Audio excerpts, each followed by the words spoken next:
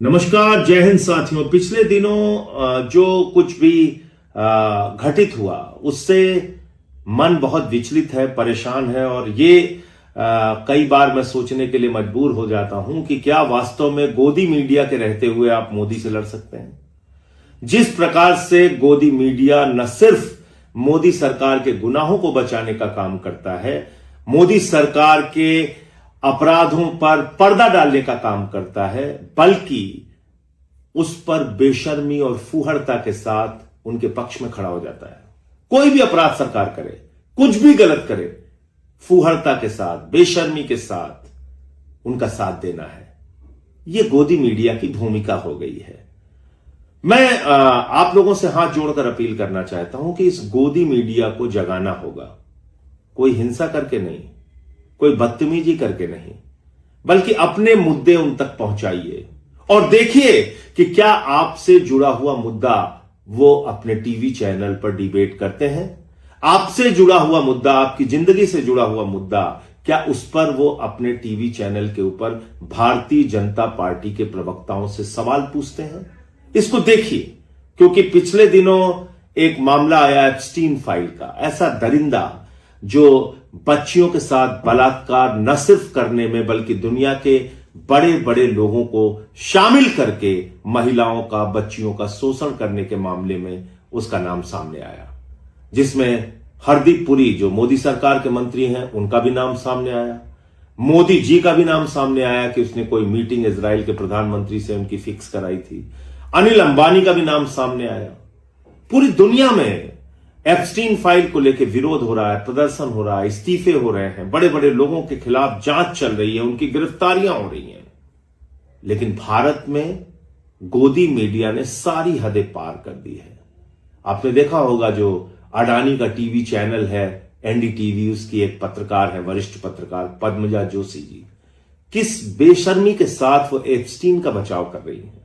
वो कह रही है एप्स्टीन भले ही बच्चियों का शोषण करता था, भले ही बलात्कारी था, भले ही गुनहगार था, भले ही ऐसी खबरें आ रही हैं कि वहां इंसानों के मांस खाए जाते थे, लेकिन बावजूद इसके वो पावर ब्रोकर था।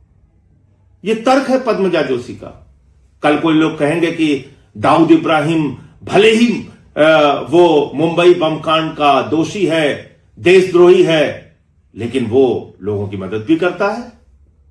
भले ही ओसामा बिन लादेन एक आतंकवादी था, खूंखार आतंकवादी था, लेकिन वो तो 5 वक्त की नमाज भी पढ़ता था। ऐसे तर्क देंगे। इस देश को बर्बाद करने में बहुत बड़ी भूमिका गोदी मीडिया की है। इसलिए गोदी मीडिया से आपको सवाल पूछना पड़ेगा अपने मुद्दों पर। क्या रोजगार के मुद्दे पर गोदी मीडिया कोई बहस करते हुए आपको दिखती है? क्या महंगाई के मुद्दे पर कोई सरकार से सवाल पूछते हुए दिखती है? क्या बजट जो हिंदुस्तान का 2% शिक्षा पे, स्वास्थ्य पे 2% का बजट आया, इस पर क्या उनका सवाल सरकार से नहीं बनता कि आप इस देश को अशिक्षित रखना चाहते हैं, स्वास्थ्य की बदहाली में रखना चाहते हैं, बेरोजगार रखना चाहते हैं इस देश को? कभी आपने देखा ऐसे सवालों पे बहस करते हुए? क्या बहस होती है? सिर्फ हिंदू मुसलमान, सिर्फ आपस में लड़ाओ, आपस में झगड़े फसाद पैदा करो। एक टीवी चैनल पे अभी मैंने देखा कि उस पे जानकारी दी जा रही थी कि कौन मुगल शासक समलैंगिक था, नहीं था। बाबर के बारे में प्रमाण दिया जा रहा था कि वो समलैंगिक था। ठीक है, आप कार्यक्रम दिखाइए, बहुत अच्छी बात है, इतनी गंभीर गंभीर जानकारियां आप देश को दे रही हैं। लेकिन आप एप्स्टीन जैसे खूंखार दरिंदे का, राक्षस का बचाव कैसे कर सकते हैं जो पद्मजा जोशी ने किया? तो आज से मैं आप लोगों से अनुरोध करूंगा, कोई नफरत की बात नहीं बोलनी है, कोई उग्रता की बात नहीं बोलनी है, बल्कि अपने मुद्दे गोदी मीडिया को पहुंचाओ और इन पे नजर रखो कि ये आपके मुद्दे उठा रहे हैं या नहीं उठा रहे हैं। और इसके लिए मैं 2 उदाहरण आपके सामने देता हूं और इसको ध्यान से देखिएगा। एक मामला है मैनपुरी का। मैनपुरी में करीब करीब 400 बच्चे करीब मैनपुरी में बीमार हो गए। जानते क्यों ये बीमार हुए? ये बच्चे बीमार इसलिए हुए कि इनको पेट के कीड़े को मारने की एक दवा दी गई और वो दवा थी एक्सपायरी। 2018 में वो दवा एक्सपायर हो चुकी थी। ऐसी दवा इनको दी गई।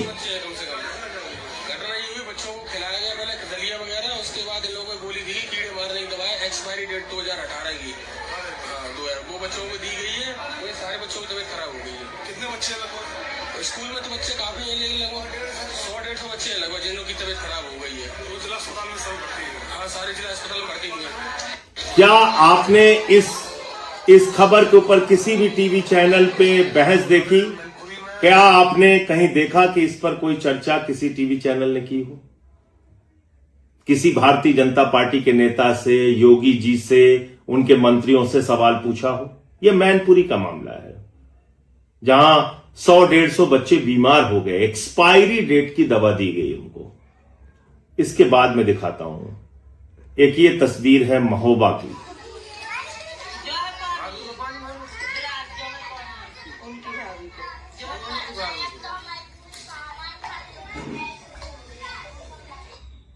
ये शुरू से देखिए।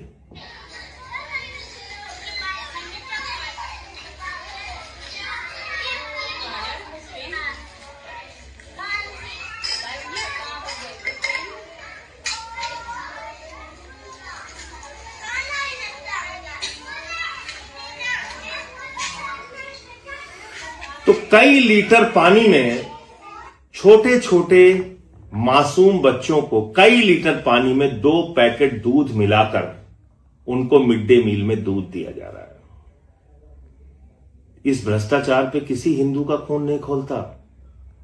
आपके मासूम बच्चों को मिड डे मील में नमक रोटी दी जाती है, सूखा भात और नमक दिया जाता है, और लीटर भर पानी में 2 पैकेट दूध मिला के उनके जिंदगी के साथ, उनके जीवन के साथ खिलवाड़ किया जाता है। इस पर कोई नहीं बोलता। किसी मीडिया चैनल पे आपने इस मुद्दे पर बहस देखी? ऐसे तमाम मुद्दे हैं जब हमारे प्रयागराज के नौजवान बेरोजगारी को लेकर सवाल उठाते हैं, या देश भर में अग्निवीर को लेकर जब गुस्सा फूटता है नौजवानों का, क्या इन सवालों पर गोदी मीडिया कोई बहस करता है?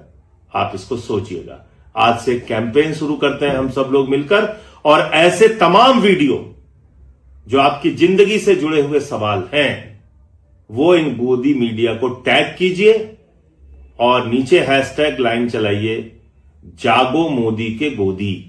जागो मोदी के गोदी कैंपेन के तहत आप ऐसे तमाम वीडियो जिस पे बहस करनी चाहिए गोदी मीडिया को, क्योंकि याद रखिएगा गोदी मीडिया आपके टैक्स के पैसे से चलता है। जो सरकारें इनको विज्ञापन देती हैं वो आपके टैक्स के पैसे से देती हैं, और अगर ये आपकी जिंदगी से जुड़े हुए मुद्दे नहीं उठा रहे तो इनसे सवाल पूछना जरूरी है, आवश्यक है।